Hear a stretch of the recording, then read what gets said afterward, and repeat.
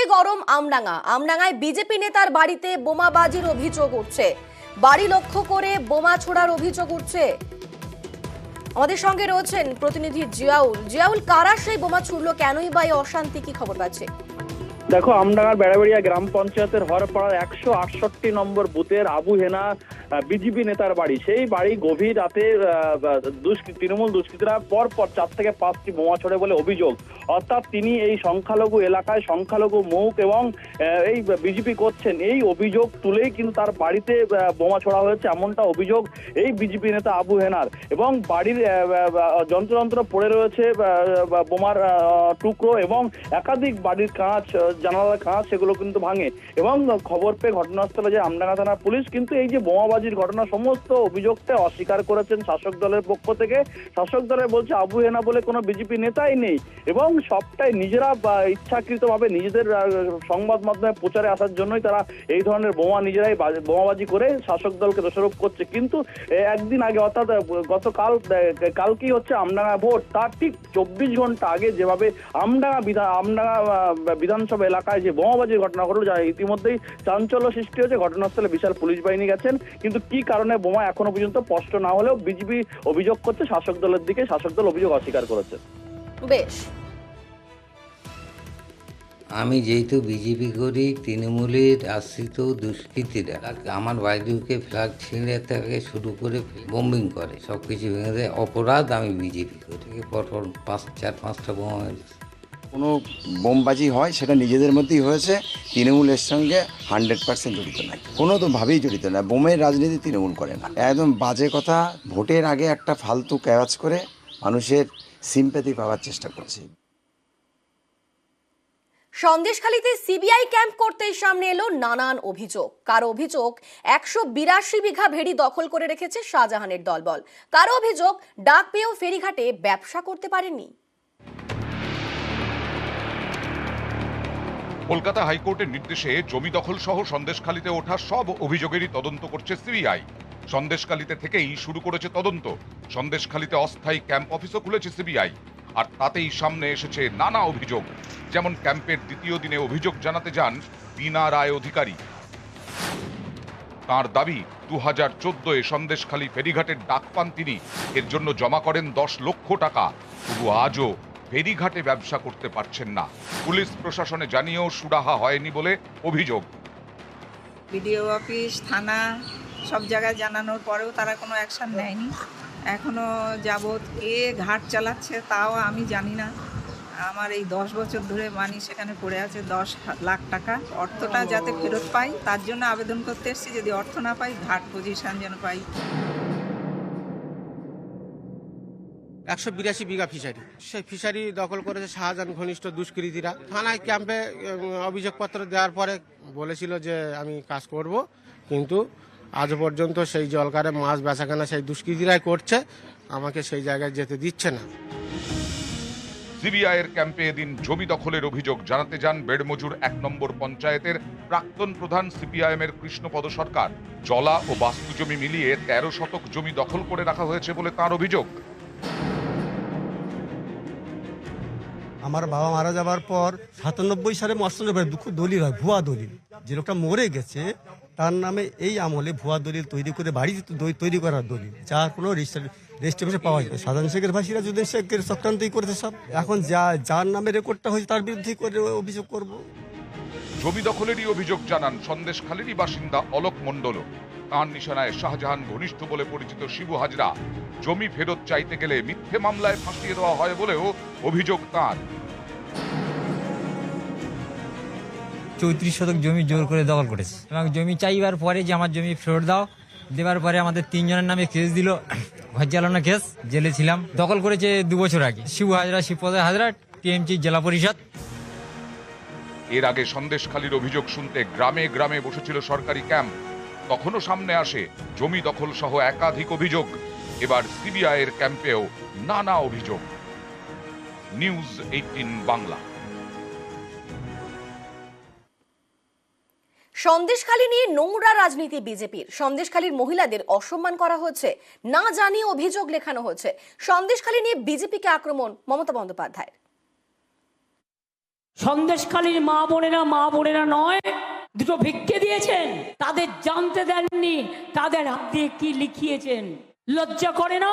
মহিলাদের কলঙ্ক বিজেপি, সন্দেশখালীর যে কলঙ্ক আজীবন মানুষ মনে রাখবে।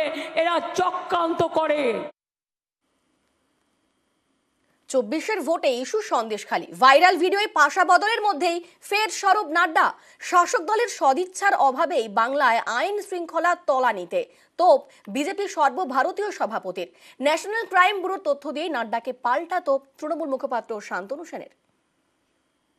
बंगाल में जो हिंसा होती है उसका कोई इलाज नहीं है ना इलाज, लेकिन स्टेट गवर्नमेंट उसमें इंपॉर्टेंट रोल प्ले करती है। Law and order is a state subject, हम उनको सपोर्ट दे सकते हैं, लेकिन ममता जी का इंटेंशन ही नहीं क्लियर है, इंटेंशन विशिएटेड है, डूबियस है। शाहजहां शेख के केस में आपने इतने दिन चुप्पी रखी, महिलाएं चिल्ला चिल्ला के बोल रही थी, डेलीगेशंस जा रहे थे, आपके कान में जू तक नहीं रहेंगी।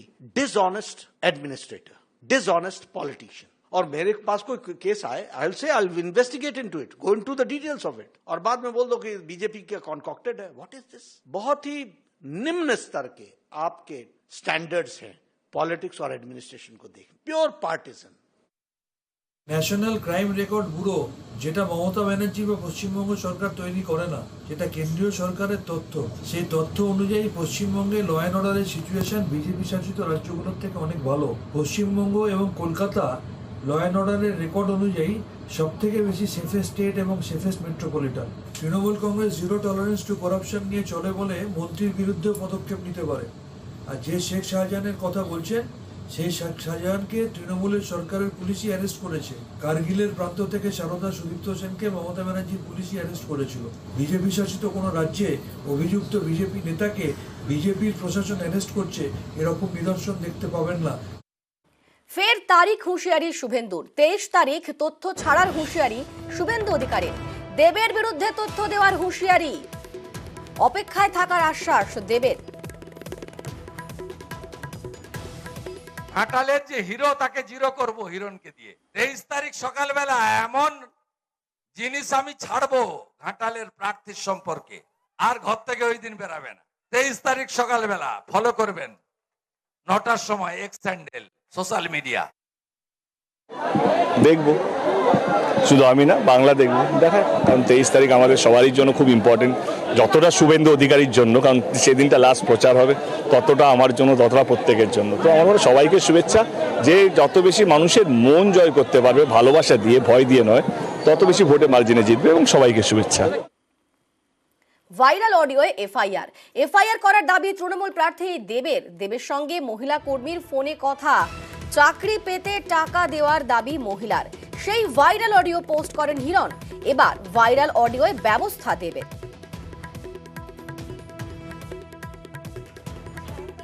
অনেকটাই সহ্য করেছি, আজকে আমরা একটা এফআইআর লঞ্চ করছি অডিও ভাইরালের জন্য, এবং যারা যারা এর সঙ্গে যুক্ত আছেন তাদেরকে আমার মনে হয় চিহ্নিত করা উচিত। পুলিশ কেন, ইডি, সিবিআই, এফবিআই, যে এজেন্সি আছে পৃথিবী জুড়ে, তাদেরকে লাগিয়ে দিন। এবং যারা যারা এই যে ভোট জেতার রাজনীতি যিনি করছেন, হিরণবাবু থেকে আরম্ভ করে তার যে সঙ্গে সঙ্গে যারা আছে, তাদেরকে আমার মনে হয় এবারে তদন্ত করে তাদেরকে চিহ্নিত করা হবে। এই যে ভুল প্রচার করা হচ্ছে, নিজে যেখানে যাচ্ছে এখানে মানুষ হচ্ছে না, তোমরা নিজেও দেখতে পাচ্ছ, শুধু উচ্চবাচ্য কথা বলছে হেডলাইনে আসার জন্য, এবং উল্টো পাল্টো ফেক অডিও ভাইরাল করছে। আমার সেটা এবারে বন্ধ হওয়া উচিত। অডিও ভাইরাল হয়েছে, যেটা পেয়েছিলাম সেটা পোস্ট করেছি, আমি তো ভেরিফাই করতে পারি না। ভেরিফাই করবে, তদন্ত যারা করবেন, ইনভেস্টিগেশন করবেন। উনি সবসময় বলেন যে উনি কিছু জানেন না, তো যদি নাই জানতেন তাহলে রামপদ মান্না টাকাটা ফেরত দিল কেন? রামপদ মান্না মার্কেট থেকে টাকা তুলছে, 7 কোটি টাকা তুলে ওনাকে দিয়েছে, সেটা তো ওনার পার্টির নেতা সুদীপ মণ্ডল, ঘাটাল সাংগঠনিক জেলার যুব সভাপতি, তিনি বলেছেন। এখানে তো কারোর আমার আপনার বানানো কোনো কথা না। সিএএ ইস্যুতে মমতাকে আক্রমণ জেপি নাড্ডার। সিএএ নিয়ে ভুল বোঝাচ্ছেন মমতা, সিএএ নিয়ে ভয় দেখিয়ে ভোট আদায়ের অভিযোগ নাড্ডার। ধর্মের ভিত্তিতে নাগরিকত্ব দেওয়ার অভিযোগ শান্তনু সেনের। কেন সিএএ আইন তৈরিতে 5 বছর লাগলো, পাল্টা প্রশ্ন তৃণমূলের। इनको दिख गया है कि इनके हाथ से बात निकल रही है। इन्होंने जो जिन लोगों को प्रोटेक्शन दिया है, उनके मन में डर पैदा करके वोट लेने की कोशिश है। देश के साथ गद्दारी करके हर कुछ हो सकता है वो करने का ये प्रयास कर रहे हैं। सीएए किसी को बाहर से आने वाले को नहीं देना है। ममता समझती नहीं है क्या? ममता इतनी अनपढ़ है क्या?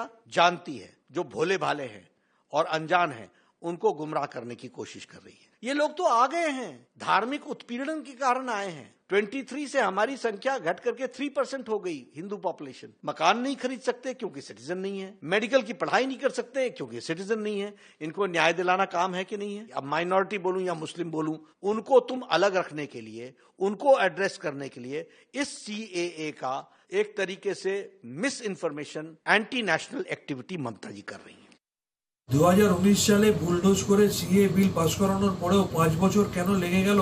নবার এক্সটেনশন কেন চাইলেন শুধু রুল ফ্রেম করার জন্য? আর এখানে নির্বাচনের আগে আবার চটকদারি রাজনীতি? এতই যদি বড় বড় কথা বলেন তাহলে এই রাজ্যে আপনাদের মন্ত্রী শান্তনু ঠাকুর যিনি বড় বড় কথা বলেছিলেন তিনি নিজে কেন সিএ এর জন্য অ্যাপ্লিকেশন করলেন না? আমাদের দলের নেত্রী মমতা ব্যানার্জি পরিষ্কার করে বলে দিয়েছেন যারা এই রাজ্যে এই দেশে দীর্ঘদিন ধরে থেকে তাদের ভোটাধিকার প্রয়োগ করে রাজ্য সরকার বা কেন্দ্রীয় সরকার নির্বাচিত করে তারা ইতিমধ্যেই সবাই নাগরিক। সুকান্তকে শোকজ কমিশনে, তৃণমূলের বিরুদ্ধে বিজ্ঞাপনে বিতর্ক। সুকান্তর বিরুদ্ধে কমিশনে তৃণমূল, বিজেপি রাজ্য সভাপতিকে শোকজ। 21 তারিখ 5টার মধ্যে উত্তর দিতে নির্দেশ।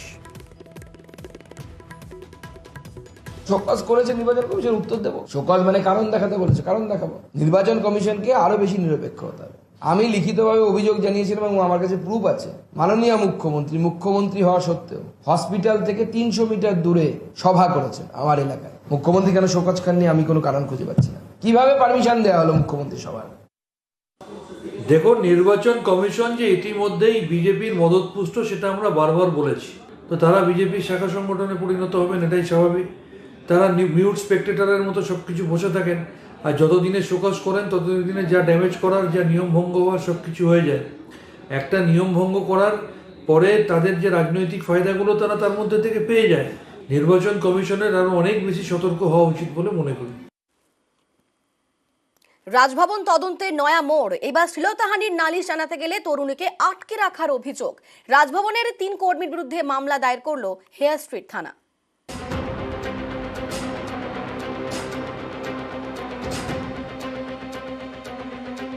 রাজভবন বিতর্কে নয়া মোড়। এবার রাজভবনের 3 কর্মীর বিরুদ্ধে FIR।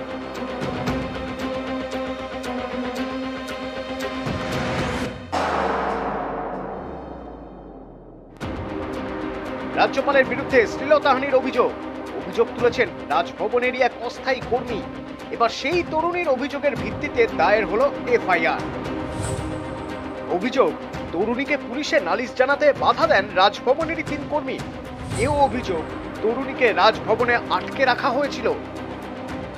সূত্রের খবর, শ্লীলতাহানির অভিযোগে নালিশ জানানোর দিনই পুলিশের কাছে এই অভিযোগগুলি করেন ওই তরুণী। সেই অভিযোগের ভিত্তিতে এবার FIR দায়ের করেছে হেয়ার স্ট্রিট থানা। এ বিষয়ে ব্যাংশাল আদালতে গোপন জবানবন্দিও নেওয়া হয়েছে তরুণী। এর আগে রাজ্যপালের বিরুদ্ধে শ্লীলতাহানির অভিযোগ তোলেন রাজভবনের ওই অস্থায়ী কর্মী। যদিও রাজ্যপাল প্রথম থেকেই দাবি করেছেন শ্লীলতাহানির অভিযোগ ভিত্তিহীন। এই দাবির সপক্ষে পরে সিসি ক্যামেরার ফুটেজ প্রকাশ করেন CV আনন্দ বোস। এতে নতুন করে বিতর্ক তৈরি হয়, কারণ আইনজীবীদের অনেকেই প্রশ্ন তোলেন, যিনি শ্লীলতাহানির অভিযোগ করেছেন তার ফুটেজ কি এভাবে প্রকাশ্যে আনা যায়? এ নিয়ে সরব হন অভিযোগকারী তরুণীও। এবার তরুণীর অভিযোগের ভিত্তিতে রাজভবনের 3 কর্মীর বিরুদ্ধে FIR। রাজভবন তদন্তে নয়া মোড়। নিউজ 18 বাংলা। পশ্চিম মেদিনীপুরের দাসপুরে রমরমি মাটি পাচার। দিন কয়েক ধরে দাসপুরের 1 নম্বর ব্লকের রাজনগরে দেদার মাটি পাচার চলছিল। মাটি পাচারের বিরুদ্ধে রুখে দাঁড়ালেন এলাকারই বাসিন্দারা। খবর পেয়ে পুলিশ ও BLRO কে আটক করে 2টি ট্রাক্টর। আটক করা হয় 3 জনকে। তৃণমূল নেতার মদতে এলাকায় মাটি পাচার হচ্ছিল বলে অভিযোগ বাসিন্দাদের, যদিও অভিযোগ উড়িয়ে দিয়েছেন দাসপুর 1 নম্বর ব্লক সভাপতি। সে বললো না দাদা আমাদের ছিল পুকুর কাটতে, ডোবা কাটতে এসে ওরা যেখানে যেখানে উঁচু জমি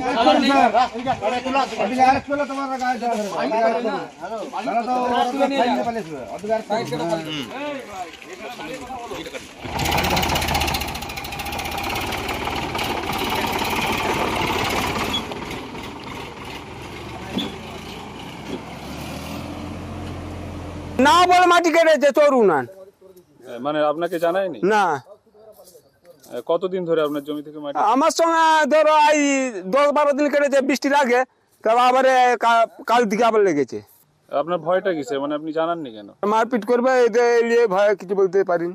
আমি বলি দাদা পারমিশন আছে না, বলে আসছে। তারপরে ওদের যে মেন লোক সে এলো, এসে বললো যে না দাদা পারমিশন আমাদের নেই, আমরা এরকম নিজ দায়িত্বে চালাচ্ছি। আমরা বললাম যে কোথায় কি চলছে আমাদের জানা দরকার নেই, আমার এরিয়ায় আপনি বিনা পারমিশনে আপনি ব্যবসা করতে এসেছেন, কেন চুরি করে আমাদের এলাকার মাটি বিক্রি করে দেবে? আপনারা তো ব্যবসা করছেন, আপনারা তো ফায়দা করতে এসেছেন। এবং এই গাড়ির সব ড্রাইভাররা সব বাইক মানে কি বলবো চোরের মতো সব ছুট মেরে পালিয়ে গেছে, গাড়িগুলোকে মাঠে ঘাটে ফেলে দিয়ে।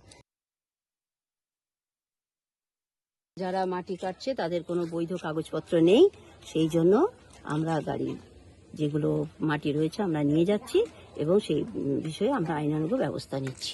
এদের পদক্ষেপ না, চালানের কোনো বৈধ কাগজ নয় সেটা, কারণ আমাদের দপ্তর থেকে সই করা হলে তবে সেটা বৈধ কাগজ হয়। মাটি কাটার পারমিশন আছে? না না না না। তৃণমূলের দল তারা হচ্ছে যে এখানে প্রায় 3-4 দিন ধরে রাতের অন্ধকারে, মানে ভোর রাত 3টা থেকে 5-6 দিন এরকম, মানে কোনো পারমিশন নেই, তাতে মাটি তুলছে। আমরা এখান থেকে ছবি করে আমাদের বিএলআরওকে আরআই ম্যাডামকে আমরা পাঠানো হয়েছে। দাসপুর 1-2 পুরো চারদিকে কাজ হচ্ছে, কুমারসের সব মানে অঙ্গুলি হেলনে যে 50,000 পার্টি ফান্ডে দিয়ে দাও, আমাদের কোনো কিছু হবে নি। তৃণমূলের কোনো নেতা মাটি অবৈধভাবে পাচারের সঙ্গে আমাদের দাসপুর 1 নম্বর ব্লকের কেউ যুক্ত নয়। এক্ষেত্রে যদি এই ধরনের অভিযোগ আপনাদের কাছে থেকে থাকে, আমাদের কাছে এই ধরনের খবর নেই, আমরা যদি থেকে থাকে সেটা খবর নিয়ে দেখব। তৃণমূলের কেউ এর সঙ্গে যুক্ত নয় বা এই ধরনের কোনো কাজে আমাদের তৃণমূলের কেউ যুক্ত থাকে না। বর্ষায় আদি গঙ্গা উপচে ভোগান্তি। কালীঘাটের বিস্তীর্ণ অংশে জমে থাকে টালি নালার পলি। এবার স্থায়ী সমাধানের পরিকল্পনা কলকাতা পুরসভার। টালি নালায় বসবে লক গেট। কালীঘাটের গা বেয়ে গিয়েছে আদিগঙ্গা ওরফে টালি নালা। একসময় জোয়ারের জল 2 পার ছাপিয়ে যেত, এখন বর্ষায় দুর্ভোগ বাড়ে কালীঘাটের বিস্তীর্ণ এলাকায়। প্রথমে জল যন্ত্রণা, জল নামলেও রাস্তা জুড়ে পলি, তখন দুর্গন্ধে টেকা দেয়। বর্ষার আগে ফের আতঙ্কে স্থানীয়রা। আতঙ্ক, ভীষণ আতঙ্ক।